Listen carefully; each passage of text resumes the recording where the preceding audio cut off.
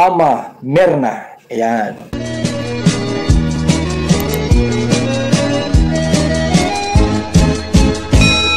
Hello, good morning! Bigyan ulit natin ng konting reaction itong nangyayari ngayon kay Jomar at kay Carla. Itong love team na Jom Carl.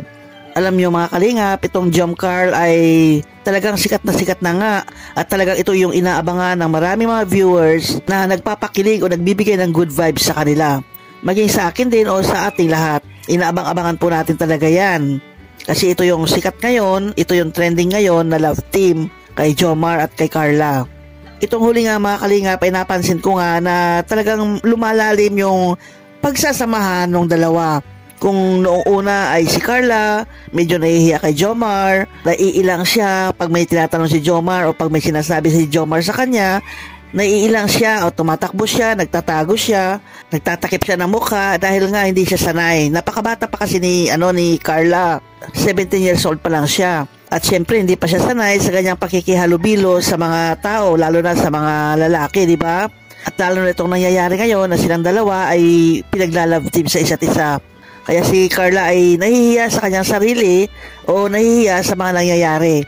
Pero itong huli nga ay kapansin-pansin na itong si Carla ay medyo bumabawi na. Medyo rumiresback back na sa mga patawa o sa mga joke ni Jomar, sa mga banat ni Jomar, mga pick-up lines niya, ay talagang bumabawi na si Carla sa ngayon.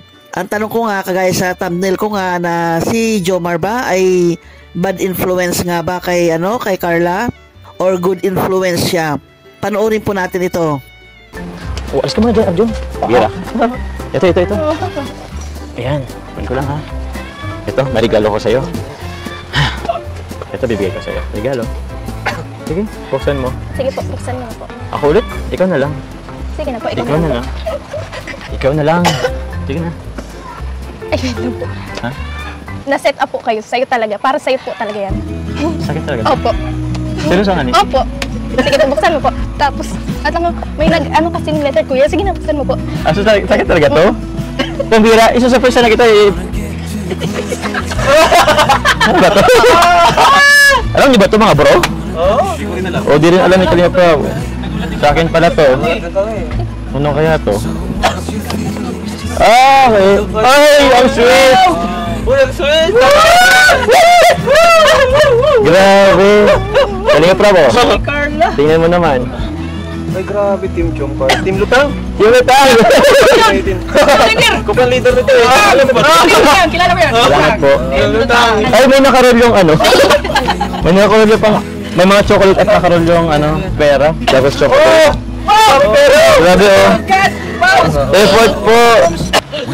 Kala, thank you. Ito, ko muna. Tapos, ano to? Sige po, buksan niyo po yan. Buksan mo. Sa akin. Sa akin ulit ay. Basta ko lang mo itasang sino. Sa'yo ba ito galing? Oo. Mas magandang ikaw na mabasa. Oo. Bumabawi si Carla. Sige, lalapit ako para marinig ko.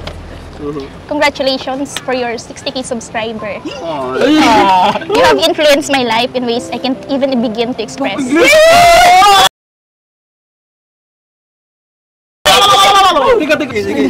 Meeting you was a dream come true, and your kindness and down-to-earth personality only made me admire you.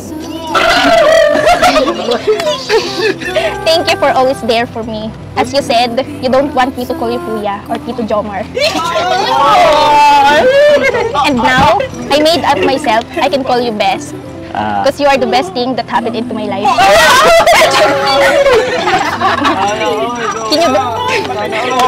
Can you be my best friend for now on, Kuya Jomar? Of course.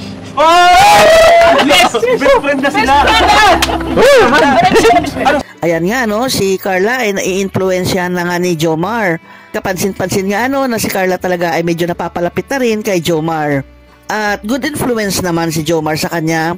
Wala naman niyang masamang tinapay na nangyayari, di ba? Sa ngayon nga ay at is na sila sa isa't isa. Ibig sabihin, komportable na sila sa isa't isa. Kung noon ay nahihiya si Carla, ngayon ay medyo lumalaban na. Pero good vibes pa rin yan. Tunay nga na influensya na nga ni Jomar si Carla, pero yan ay good vibes lamang po. Yan ay isang good influence lang po dahil si Carla ay napakabata pa niya. Gano'n naman ang ginagawa ni Jomar, di ba? Alalay lang ang ginagawa niya kay Carla. Hindi naman siya nag-take advantage o ibig sabihin gumagawa ng move na ikagagalit ng mga viewers o ikagagalit ng mga magulang ni Carla. Kasi lahat naman ng mga ginagawa nila ay may paalam naman yan sa mga magulang ni Carla. Maging yung yung mga joke nila, maging yung mga script nila na nangyayari ay alam ng mga magulang yan. Pinapaalam yan ni Kalinga Prab bago nila kuhanan yan. At itong si Jomar, kung sa ngayon ay bilang kuya ang turing kay Jomar, dahil alam naman natin na si Jomar ay malaki rin ang agwat niya kay Carla, ay okay lang yan kasi mas maganda nga yung malaki ang agwat dahil nakakaalalay lang doon sa babae, di ba? Maraming experience yan, maraming alam yan na pwede niyang ialalay o pwede niyang ibahagi doon sa babae. Hindi lang yan basta-basta kilig, kundi merong magandang bagay na naituturo rin si Jomar kay Carla.